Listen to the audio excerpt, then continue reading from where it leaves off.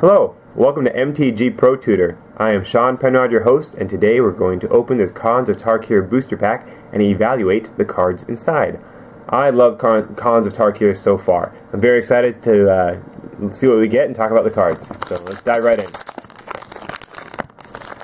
Okay, so we have, well, first of all, we have a marketing card, which in this case is a warrior token. We have a land. And then our rare is, wow, 1,000 Winds, cool. So we had him a couple days ago, and he's really good. He's definitely worthy of a first pick because he's a solid creature that is monocolor. That means that it doesn't lock you into a certain clan on your first pick. So I like that about one. I like picking creatures first. That's just a personal preference. I will take non-creatures first, but I enjoy taking creatures first because you need creatures to win in limited. Two, I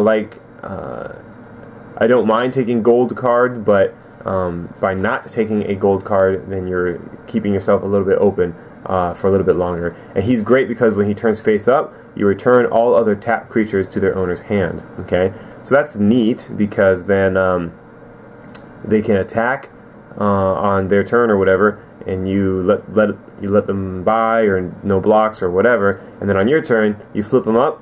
All the creatures go back to their hand, and then you can swing in. Plus, 5 damage in the air is going to close out the game pretty soon. And it's not that hard to get to 7 mana. It's not going to happen by turn 7, but it it should happen around turn 8 or 9. So I like 1,000 Winds so far. He's my first pick.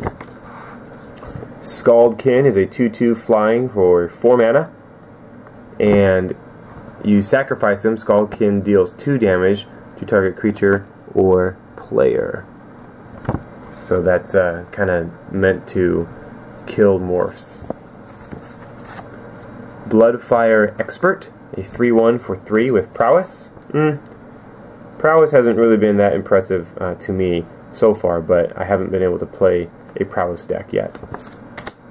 Feat of Resistance is really nice. It gives a creature +1/+1, gives them a counter and protection from a color of your choice until end of turn. So you can save them, and then they get to keep the counter. And that's really nice, especially if you're an Abzan and, and a creature will get 1 or 2 benefits from having a +1/+1 counter.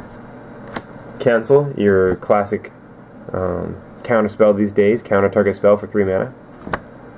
Smoke Teller, a 2/2 for 2, so that's good. We're liking this bear so far. Although I guess in Tarkir, bears are usually much bigger. What he does is he lets you look at a target face-down creature for 2 mana. Sidisi's Pet is not that impressive. It's a 1/4 for 4 mana. It does have lifelink and morph. You can play it for 3 face-down and then turn it up for 2 mana. But it's just not that impressive. I mean, gaining that 1 life is not that relevant. Sure, it can block morph creatures, but for how long, Mardu Banner, I prefer to play a morph creature on turn 3, but banners do have their place. I just haven't really felt the need because there's usually so many of those refuges running around that those provide the mana fixing, and I don't really need the banner. Shambling Attendant, a 3/5 with Death Touch and Delve, and that Delve is useful because it's a 7. It's an 8 converted mana cost creature, 7 and black, and so the Delve lets you play it for cheaper. Speaking of the refuges, here is Blue-Red, which is an enemy pair. So this is nice because this can go in 2 different decks. This can support 2 different clans, and so the enemy pairs are more valuable than the ally pairs.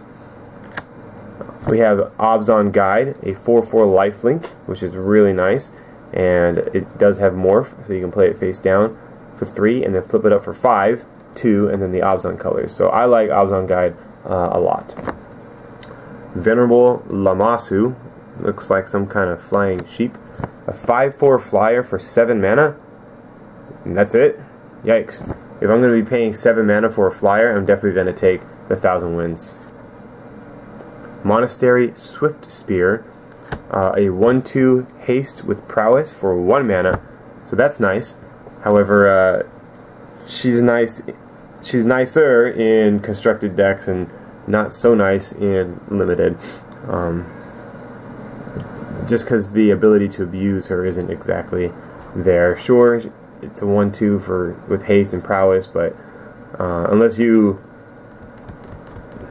I don't know, I'm just not sold on prowess so far. So maybe once I'm able to draft a prowess deck, some of these cards will pop out to me. But I have heard that she's done quite well in constructed decks, but not so well in limited.